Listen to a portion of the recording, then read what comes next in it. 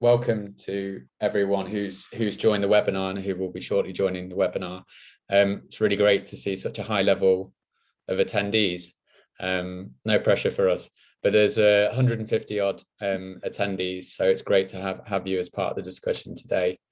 Anna's going to be predominantly, I would say, leading the session content, but just to introduce myself, I'm Rich Middleton. I'm one of the senior relationship managers at Thrive. So my role is essentially client facing, talking with clients about how they engage their employees in the Thrive app. And Anna, over to you. Yeah, my name is Anna Namenko. I'm a business psychologist at Thrive. Yeah. Cool. So before we sort of get into the meat of the session, some of you will be more familiar with Thrive, some of you less familiar. So just wanted to give you a bit of a background. For me personally, the reason that I work for Thrive is my own lived experience of mental health.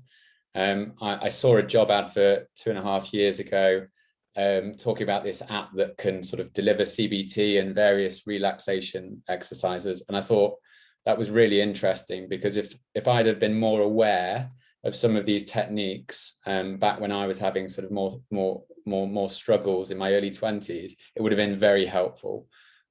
So our background is essentially we are founded by 2 consultant level clinicians. Andreas on the right of your screen is a consultant psychiatrist. He's our CEO, and Adam on the left, a consultant clinical forensic psychologist. It's always a bit of a mouthful, that one. But essentially 2 individuals with extensive experience in delivering healthcare, mental health support to individuals who wanted to do something different and use tech for good. So the idea was that if we can empower people and understand that we have a challenge early on, we can get on top of that challenge. We can use some of these techniques, evidence-based techniques that sit within the app, to manage our mental health. So working in healthcare was the sort of dream to do something different and use technology as a means to get support to people at scale. So whilst this session is going to be addressing CBT and negative thoughts, we are well known for our Thrive Mental Wellbeing app, which I'll talk on a bit later in the presentation. Back over to you, Anna. Yeah, thanks a lot, Rich, for this introduction, and thanks everyone for coming. So this is a summary of topics that we are going to cover today. So we are going to talk about cognitive behavioral therapy, which has been proven to be one of the most effective treatments for a range of mental health issues such as anxiety, depression, eating disorders, obsessive compulsive disorder, and many more. So this is really effective. And the purpose of this webinar is to provide you with an understanding of how CBT works and how it might be able to support you if you're experiencing some psychological problems, or maybe how it can just make your life a little bit better, make you feel more calm, confident in your day-to-day life, even if you are not having any major issues. Yeah, because it's really good for prevention too, not for just when someone has developed some really major issues. So I will talk about the negative thoughts, how we can try to notice them, and what we need in order to be able to reframe them. And then I'll hand over to Rich, who will give an overview of the CBT in the Thrive app, so how it works there. And he will also share some of his personal experiences with CBT, which I find fantastic, because I think that most of us learn best from personal experience, because we are all human, we have this connection rather than from reading it from books. So I think it's a great opportunity. And before we dive in, we'd like to get a quick kind of mental weather report with those of you who are happy to share. So we like to do this as a check-in with people when we come together to discuss basically anything, particularly if we're going to be reflecting on our own experiences or sharing anything personal. So so I think often it's easy to ask people how you. People say, "I'm good, thanks," and we move on, because people don't feel that this is a space where they can really share. So we thought we can do this quick check-in just to look into ourselves and just to tune in with ourselves a little bit more. So I can start. So today my weather is pretty sunny so far. Has been pretty sunny, but having 2 teenagers and 1 5-year-old in the house is like living on a minefield. So it's always like I feel I feel tense that any moment a thunderstorm may arrive. So it's sunny so far, but I'm prepared for anything to come. So what about you, Rich? Thanks, Anna.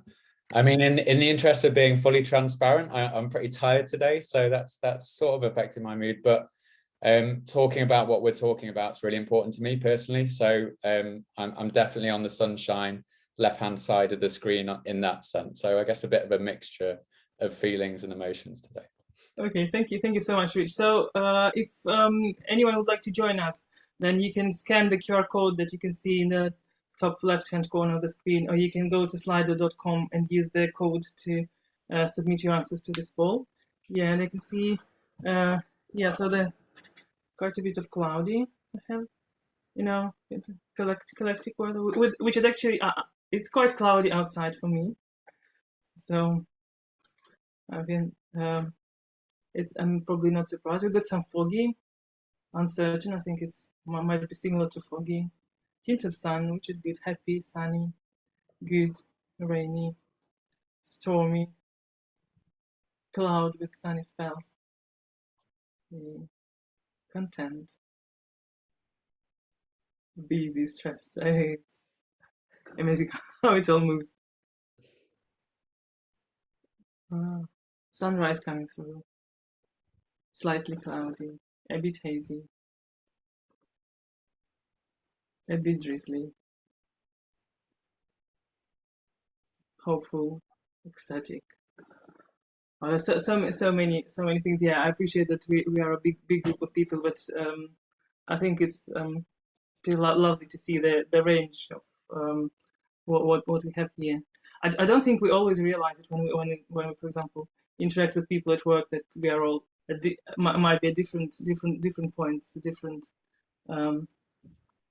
yeah, manageable stress. Yeah, this is good when it's still manageable. I think Right. as well, Anna, when you're just looking at the screen as it keeps sort of transforming, maybe it's this sort of cognitive bias, and I'm focusing more on the sort of side which might be a bit more gloomy, but there's quite a lot of anxious and worried and things like that. And I think there's some assurance in it, you know, whilst sometimes when you think it's a very individual struggle because you're living that personal experience of where you are at that moment. To me, I'm not saying this is a good thing that I'm saying this, but it's kind of reassuring that, you know, in a group that we're not on our own when you are in these places, and there are other people that are going through similar things, as well as people who have got sunshine in their days today. Yeah, I completely agree. So we can see tired comes quite big. So you were reluctant, a little bit reluctant to share in the beginning. Yeah. So there are people who feel like we do. So I think it's always, yeah, I agree that it's always reassuring to feel that you're not alone. Yeah, so thank you so much to everyone who have participated in this exercise. As Rich says, it's I think this exercise in itself can be quite therapeutic. And now we actually wanted to move to the next week. Wanted to show you a video about what cognitive behavioral therapy is. It's from I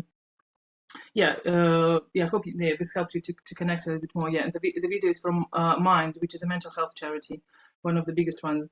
And then we'll talk about it a little bit in more detail. So, Rich, could you please let me know that you can hear the sound and see the video?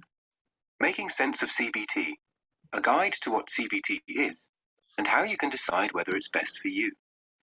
If you're living with a mental health problem, it can be hard to know which way to turn or what to do to feel better. You might go to your GP, and one of the first things they might offer is CBT, which stands for Cognitive Behavioural Therapy.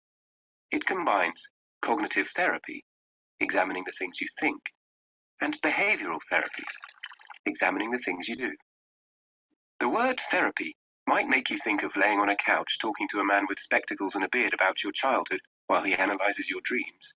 But CBT is actually a very practical type of talking therapy, which focuses on goals and focuses mostly on the present day and things that are affecting you in your life now. The theory behind CBT is that the way we think about situations can affect the way we feel and behave. It does this by dealing with how your thoughts affect your feelings and behaviors, and teaches you coping skills for dealing with different problems. For example, you might make a simple mistake, like, say, burning the dinner. This might make you think bad things, and it might make you feel worthless and inadequate, which could lead you to do things like withdrawing, snapping at your family, or trying to avoid things which you think might go wrong. Or perhaps you've been invited out for drinks with some friends, and you start thinking negative things. This might make you feel anxious and scared, which might make you do something like saying no to the invite, avoiding your friends completely, or using drink and drugs to cope with the situation. Over time, whether it's years, weeks, or months, this cycle of thoughts, feelings, and behaviors may have happened so many times it's become like a habit. You start avoiding situations more and more, or automatically blame yourself if something goes wrong. And the more you do these things, the worse it can get. A CBT therapist will help you break this cycle and figure out what sorts of negative feelings, thoughts, and behaviors might be contributing to the problems you're experiencing. They will help you deal with your negative thinking and help you change your behavior, both of which will lead to an improvement in your mood. CBT can be helpful for people with nearly every diagnosis you can think of, and can be delivered through one-on-one sessions, in groups, self-help books, online, or through a CD-ROM. That doesn't mean that CBT works for everyone, though. Some people struggle with it because they find it just too hard to talk about their feelings. CBT is usually quite a short-term treatment, and so you may find that your problems are too complex to deal with in the time. It can also be quite hard work. Your therapist will probably set you homework, and you have to really practice the skills they teach you to see a difference in how you're feeling. If you don't think CBT is the right treatment for you, you should be able to talk to your GP about what alternatives there are. The Mind website also has lots of information about the different treatments that are available for a wide range of mental health problems. And Mind's info line can also talk to you about what you might find helpful. Yeah, thank you so much for watching. I hope this was helpful. So I just wanted... Making Sense of CBT, sorry. a guide to what CBT is. Yeah, sorry. I just wanted to once again reiterate on what has been said in the video. I think this is very important. So cognitive behavioral therapy helps us identify and change some unhelpful thought patterns that have negative influence on our emotions and our behavior. And I think what is really important is that so we can see in this kind of scheme that there's an event, so something that happens to us, and it triggers some thoughts, and then thoughts trigger feelings, and then it all we end up responding in a certain way. And I think that we often miss this kind of connection between event and thoughts and feelings. So we often think, because often it happens really quickly. So as they described in the video, you burnt your dinner and then you shouted at someone in your family, and we kind of think that this event, us burning the dinner, triggered our behavior. But in reality, there were these kind of interim steps, and this is very important. That actually, that the event that's taken place, it has the potential to influence how we feel and how we behave, but the power is in our thoughts. So in other words, our subjective perception of a situation influences our behavior more than the objective reality of what's going on. So that's why, for example, I think we've all noticed this in multiple occasions when the same event, so one, I don't know, maybe it's a crisis, something really, bad happening, and one person might remain calm and still able to cope and react in a reasonable way, so do something constructive, and the other person would feel really overwhelmed with anxiety and unable to cope, and they would struggle to do something constructive, and they might scream at someone or just avoid the situation. So anything. So the main idea is the same event would impact different people differently because of this kind of thinking process that happens behind the scenes. So basically, the person who reacts in a calm and a composed manner, they are somehow able to think about the situation in the way that kind of allows them to express that positivity and calmness. So so thoughts are really, really powerful, and I think it's really important not to forget about it. And CBT is all about, and so the first exercise that would, as the video said, CBT therapists often give us exercises, some homework to do. So one of the first exercises that a CBT therapist might ask their clients to do is to get familiar with that thought process, and maybe to start feeling a diary. So what happened, by kind of simply describing very briefly a situation that happened, and what you thought, what you felt in terms of emotions, and probably bodily sensations. So some people would be more aware of what was going on in their bodies, and then what they did, so how this ended. And then the idea would be to so identify what we thought, and then try to reframe this, just so to look at this situation differently, in a more constructive and productive way. So but the first step would be becoming familiar with what we think, how we think about situations, and this is what our webinar is about. So before I start talking about those negative thoughts that we often have, I wanted to show you this kind of picture. So you might be familiar with Stephen Covey and his best-selling book that is called 7 Habits of Highly Effective People. So here, in that book, he introduces the idea of circle of control and circle of influence. And what he essentially says is that every one of us has that circle of control. So we can control what we say, so we can control what we wear, so what we eat, what we think, whether we exercise or not. So these are the things that we can control. And then there's a circle of influence. So these are the things that we can influence, so we can impact on them, but we cannot fully control them. So, for example, our relationships, our family. So sometimes we would want to control them, but we can't. We can kind of make an effort. We can try, but still our impact is limited. And then there is this external circle. So everything that we actually we don't even have any influence on that. So we can, we cannot impact political views of strangers or the weather. So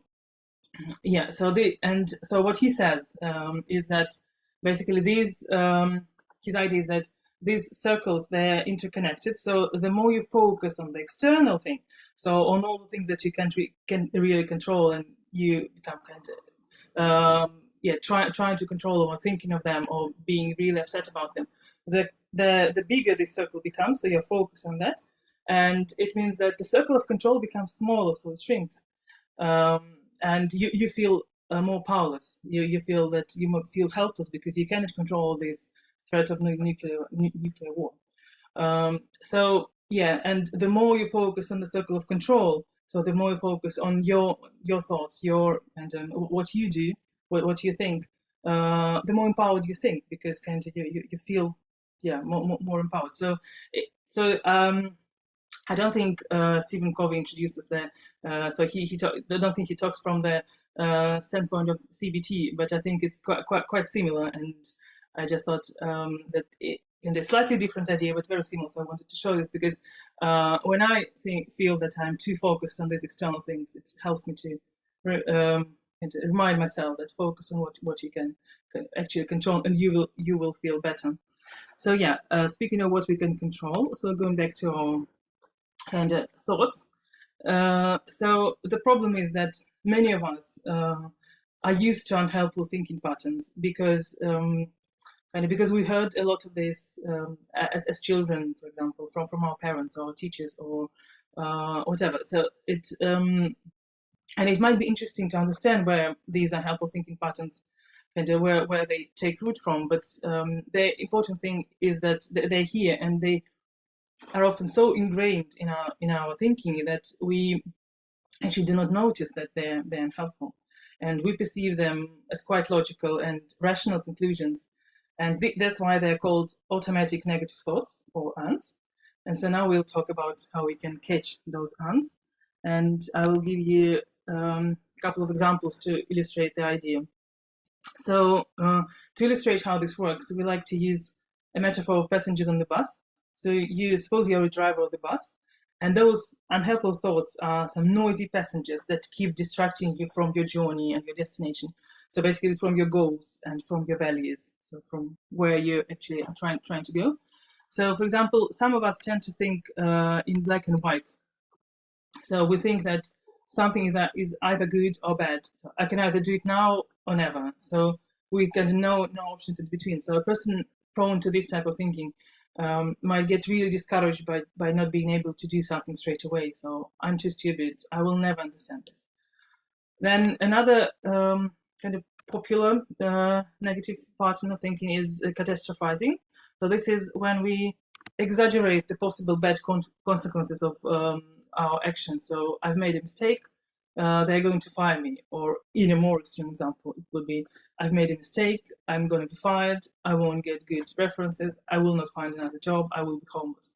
So I appreciate that this sounds a little bit extreme, but this is what we often, really often do, maybe to less extreme, but the thing is there that we really concentrate on some possible bad consequences, and each of these bad consequences might be highly unlikely, but we kind of think about it as if every one of them is going to happen, and then it will be a catastrophe. Yeah, and then along with catastrophizing and amplifying those bad consequences, what we also do is we minimize the significance of our own achievements and our own inputs. So when something good happens, on the other hand, we think, oh, I was just lucky. So we don't think. So when somebody praises us for the work that we've done well, we say, oh, and I was lucky to get it done, to get through. So and this of course undermines our confidence, because instead of kind of praising ourselves and kind of giving ourselves that, authorizing that achievement, so saying, yeah, I achieved this, so I've improved this and this, we think that it went well because we were lucky. So next time we are not confident at all how it will go, because maybe luck is not a very frequent thing. So maybe I'm not lucky next time. So we keep kind of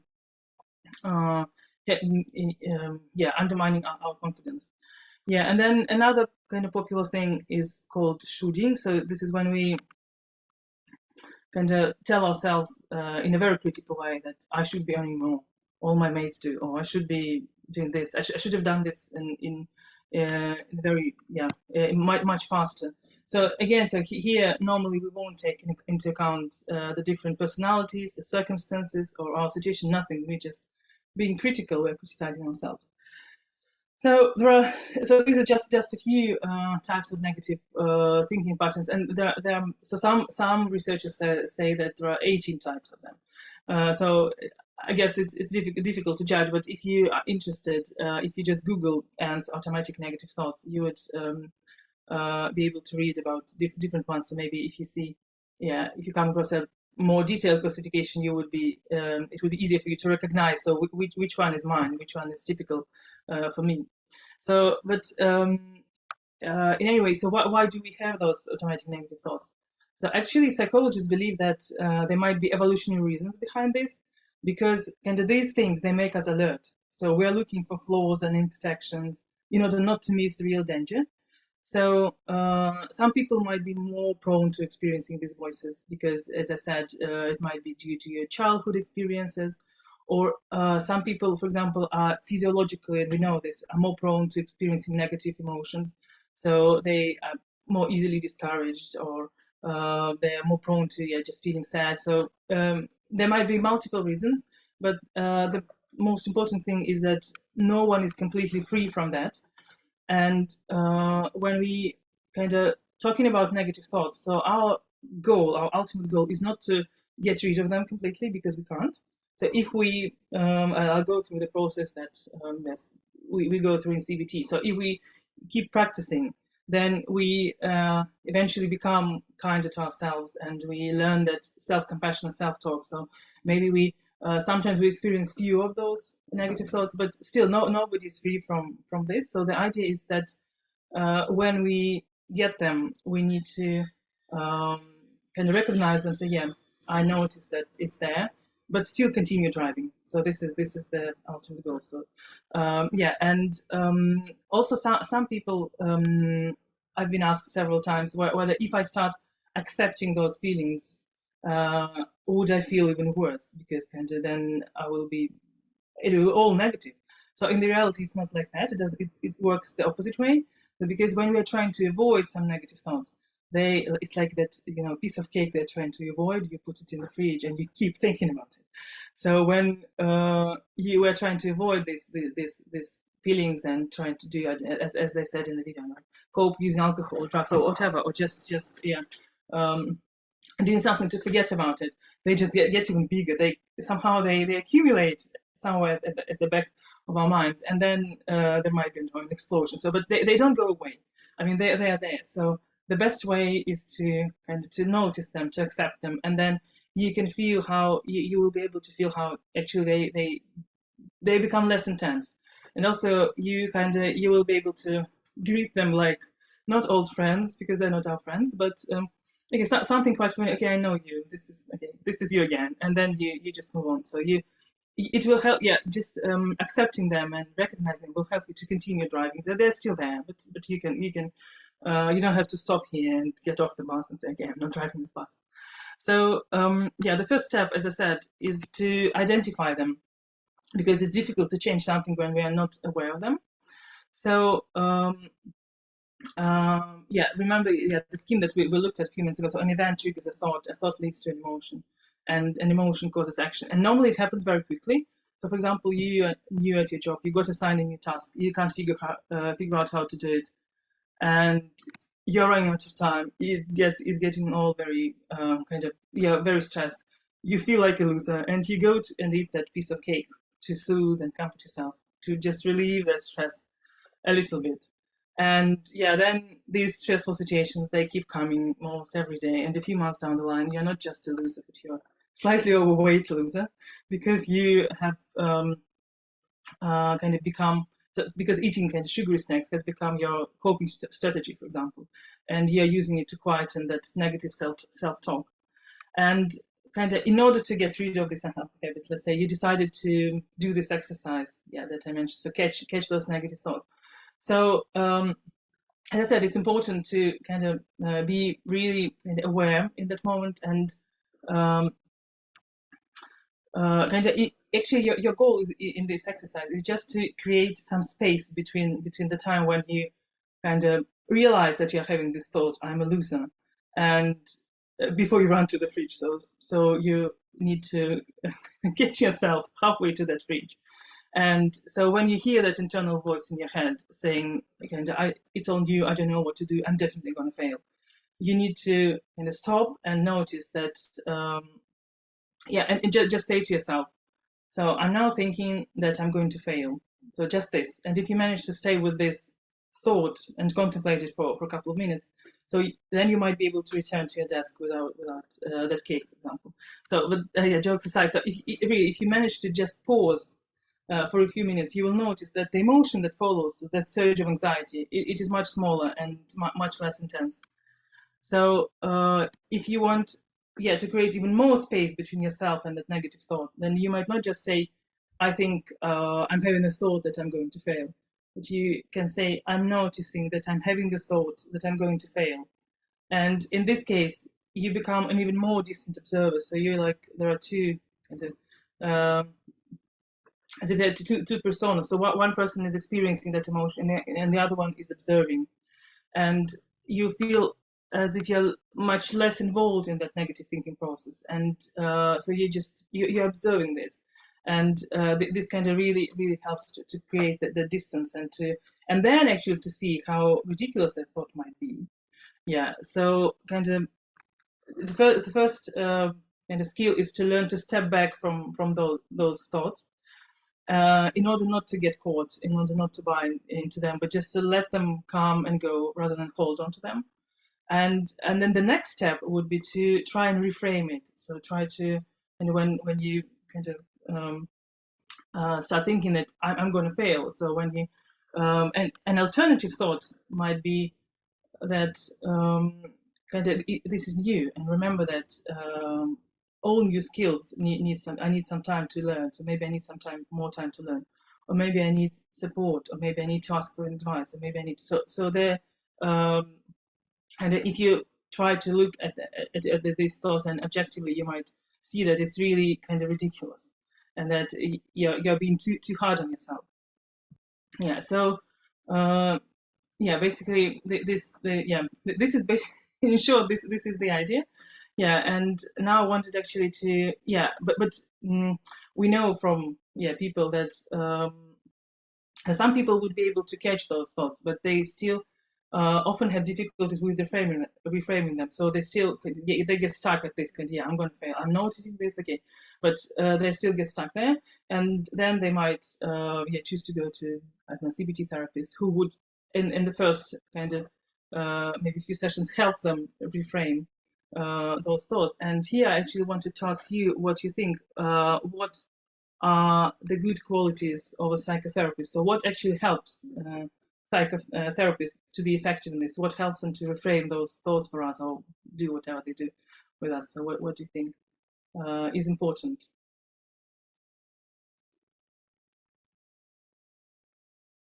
They're listening. I like this. Good at showing that they're listening. So some people are quite skeptical that empathy, expert advice, patience, empowering, non-judgmental, trust, a neutral stance. So they're able to be at that, to stay at that distance, value, knowledgeable, good listening, patience, trustworthy, make you feel at ease, listening and actually hearing, compassion and understanding.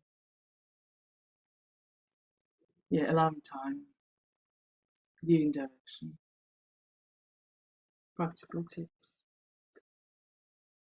acknowledging. Thank you so much for everyone who is sending us their answers. I think that we can see that good listening, empathy, non-judgmental. I think this comes most often. Although we have some other things like like giving tips or giving some guidance, making a plan. I think that personally that actually this kind of good listener empathy, this is something that's probably more important. And actually everything that we have here, like allowing time, this is a very, very good one. No distractions. So respectful. So these are creating a safe environment. These are all very, very important things. And I really want you now to look at this kind of screen, because it's very empowering. It's very kind. So there's a lot of kindness in it. And now think that in order to be able to reframe your negative thoughts, in order to be able to go from this I'm going to fail to I just need support, and to be able to reach out for support, we all need to become this towards ourselves. So this is the way we need to talk to ourselves. So we need to really listen to ourselves, not just say. So I think I think many people might relate. So when we feel really stressed, we don't give ourselves time to complain to ourselves about that it's really stressful, that I'm really tired. We would probably criticize ourselves for not being productive. Like, okay, just 3 more hours to go, or you need to finish this first before you start complaining to yourself. So, and patience, I can see patience involved here as well. So we are not being patient with ourselves. We are not on many occasions we are not doing all these things to ourselves. We're not being neutral. So I think this is apart from noticing our thoughts, I think this kind of attitude is another very important thing for success. So just become this for yourself. So treat yourself without judgment, and as probably you would treat a good friend. So so learning self-compassion is, I think, key. So here I've got just a few phrases that, so what we can say to ourselves. I appreciate they might not be applicable to all situations, but the idea is that so self-compassion is about befriending yourself and saying kind things to yourself in your head, and kind of cultivating that inner ally rather than inner enemy. So I think that many of us were taught to be tough, and for many people it might sound as some unaffordable luxury, but something rather maybe counterintuitive. And also this one, that's why we some of us would need a support of a therapist, so that you first hear these things from a therapist, and then you start addressing yourself in the same way. Then you can become a therapist to yourself, so you are able to take this neutral position, to be non-judgmental, and to allow yourself time, and all these things that you mentioned. So yeah, this is actually all from me. And now I'm handing over to Reach. He'll tell you how it all works in the app. Cool. Thank you, Anna. So to be fair, I mean, the app is fairly self-explanatory and intuitive. I will highlight some of the techniques that I've personally found quite helpful. I have been through CBT in a traditional sort of manner in my early 20s, as I mentioned earlier on. And there's other techniques that sit within the app that help ground myself in the moment. And I think it's important that we try and bring to life some of these techniques whilst we've got this time and space together. So if you can move on to the next slide, please, Anna. Cool. So those of you who are less familiar, I started at the beginning sort of talking about our approach to delivering support. We work through organizations, through partners. The idea is that to the end user, there should be no cost of accessing this support. And it's about using a tool that is confidential. So it's important that we can use the app knowing that what we're doing within it is confidential to us, and also to give people the ability to sort of engage with these techniques when it's convenient for them to do so. It's also about not just individuals who are feeling unwell. The lion's share of individuals that tend to engage with our service in the app have some form of challenge. That challenge can be low mood, it could be lack of sleep, it could be that they're feeling anxious. But there's also a lot of value in understanding how these techniques work. So Anna's spent the last kind of 35 minutes talking about CBT and essentially how the mind works. And there's merit and value in understanding how the mind works, regardless of whether you're in a sort of tricky spot at the moment, as well as its evidence base for being used in therapy and as a treatment. So that's the CBT program. You download the app. We're going to show you on the next slide a QR code to be able to do that. But essentially, you'll follow yourself through a bit of a journey, an onboarding journey within the app, and then these sessions will be presented to you based on how you use the app. If you do want to access the content in the app ahead of time, what I mean by that is at the start, you have this onboarding process, and then some of the content appears locked. And the reason that we did that is when we first launched the app, it was all open. We had a lot of feedback from individuals, from users, saying that it's a bit overwhelming. So we ended up locking some of that content and following a journey. So for CBT, that's important. So you can't unlock the CBT sessions ahead of time, because it makes sense to understand what the theory is and then how our thoughts relate to our behaviors, our emotions, etc. And then identify some of those sort of hot thoughts or thoughts that tend to challenge us. But that's a basic sort of overview. There's lots of different sessions within the app that all derive from an evidence base. And I'm going to talk to you about some of the ones that personally have helped me, and hopefully some other people on the call will identify with some of these techniques. If you can jump on to the next one, please, Anna. I will answer, by the way, there's some questions in the Q&A. One is around, is the app free? Yes, it is, if your organization provides it for you. So we work through organizations, partners, insurers, charities, who provide an access code. So if it asks for an access code, your employer, or if you're part of a different organization, should be able to provide you with that access code, and then it'll ask you for a password. So the QR code is there. Basically, it'll take you to the App Store. The app is available on Apple, Android devices, tablets as well. You can use it across multiple devices. And all you have to do is scan that QR code. It will take you to the App Store. You sign up with your details. If you don't know what those are, you can get it in touch with your HR department to understand what those details are and start your process of engaging with the app. So that's my one ask today. If you can scan that QR code whilst we're on this session, and download and engage the app and see how you get on with that. Okay. So some of the techniques. So CBT we've spoken about. It's in essence kind of psychoeducational program. You're understanding how CBT works. You'll have some more time in your own time to explore exactly what CBT is, and then how the thoughts and behaviors and emotions all interplay with each other, and indeed the situations that we're in. I think, Anna, on your slide, it was labeled event. But it made me think when we were on that slide, I didn't sort of interrupt the flow there, but sometimes when we're more stressed or we're exposed to a long, prolonged period of stress, those events or situations that we'd normally be able to deal with quite easily become more challenging, and you might find yourself reacting in a different way. And I think it's just important to sort of to recognize that. And I also like what you're saying around this concept of detaching somewhat from our thoughts or creating some space between them. And that's quite hard to do in the moment, right? It can be quite all-consuming. There can be sort of repetitive, recurring thoughts that are happening.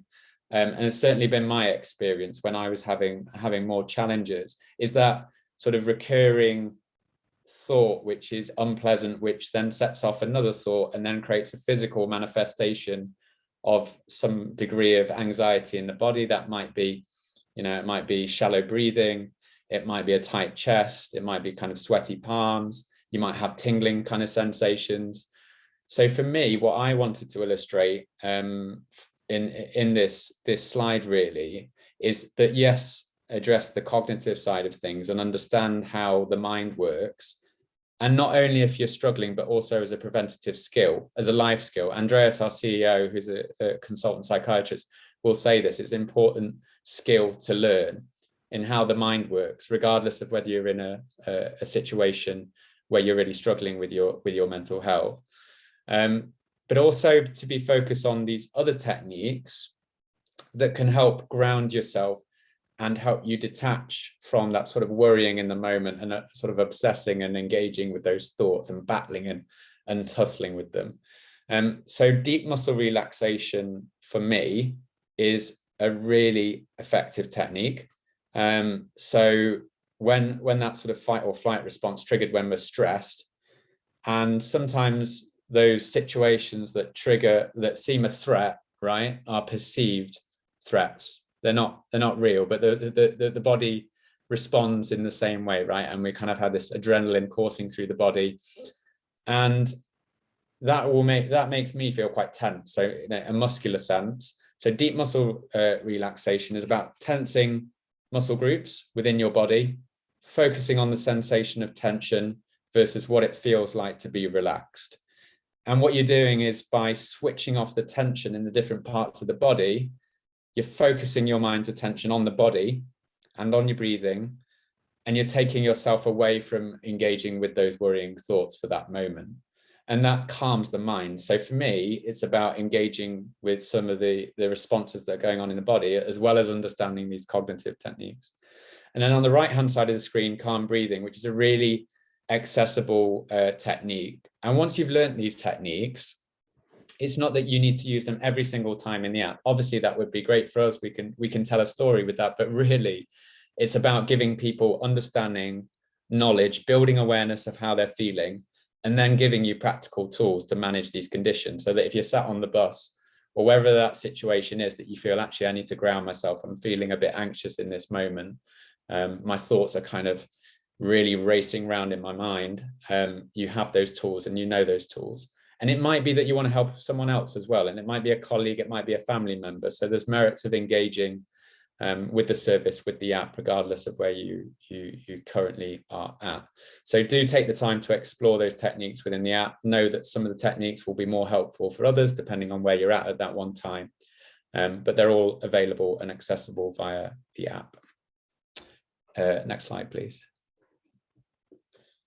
So I must caveat this. So in no way advocating on behalf of Thrive that people take up boxing, but for me, this is just a bit of a story of personal reflection of how I became to understand the value of engaging with the cognitive side of things.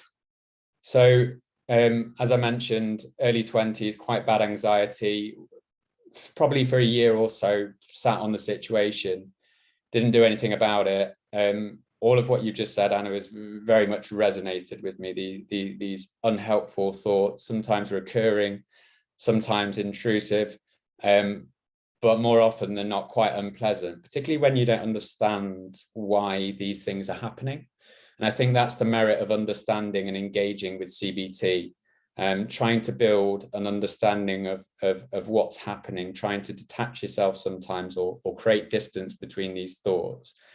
But before I did that, I started boxing, and for me, that was a great distraction therapy. I just do it for fitness now, but it grounds yourself very much in the moment, because you can't afford to be engaging with any kind of worrying thoughts.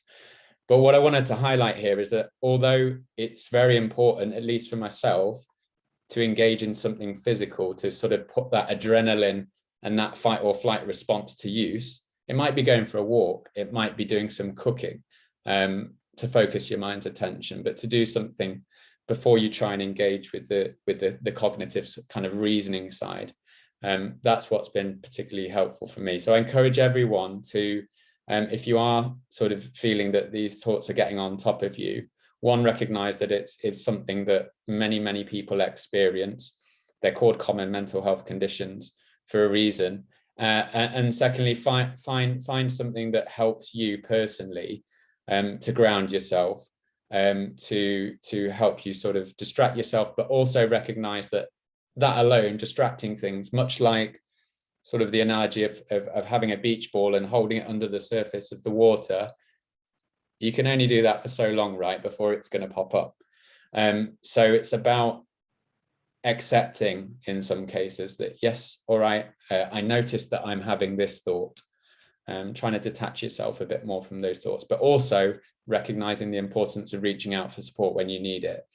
And you can do that if you have the Thrive app and if you have our therapy, you can reach out to our therapists.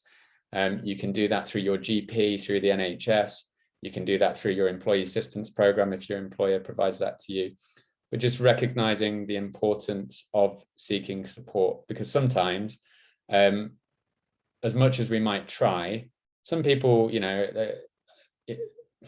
my reflection on people who sort of encounter mental health conditions and are dealing with something tend to be pretty resilient, because they have to deal with this sometimes unpleasant manifestations of either their mind or the mood.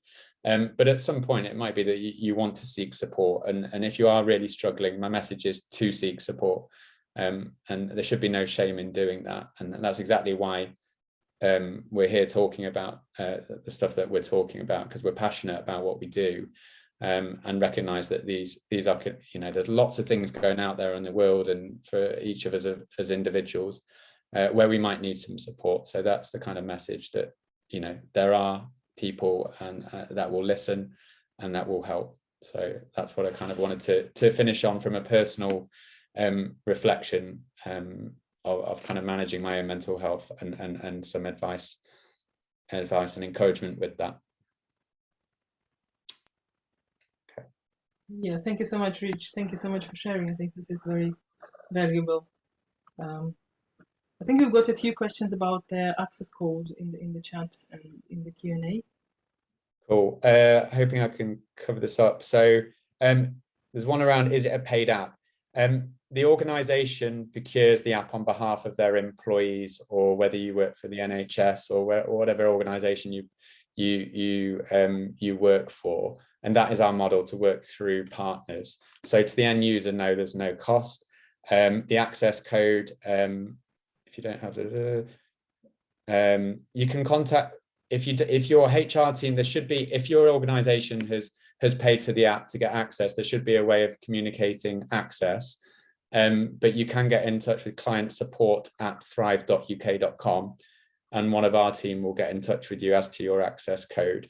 That's what you need. You essentially need your email address. That can be a personal one, by the way. It doesn't have to be a work one. Your access code, you'll ask you for a password as well, which is one of your own choosing. Can see that some of them have been answered in there. This QR code, by the way, is another way to get in touch for whatever reason that might be, whether you don't have the app and your organization is interested, or as a user you want to ask a question. So that's a way that you can scan that QR code and get in touch with us. Got some comments about resilience here, some attendees sort of resonating with the content, and someone's just dropped the email in there. Thank you very much. Yeah, I think in terms of questions that we've currently got live in the discussion, that's covered most of them. But we do have a couple more minutes if anyone does have any more questions that you can ask via the chat or the Q&A button there.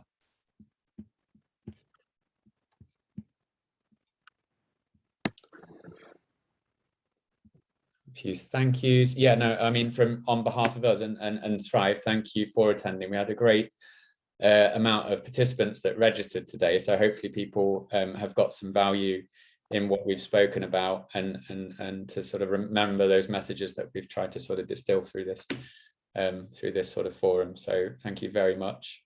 Thank you so much. Thank you so much for being with us.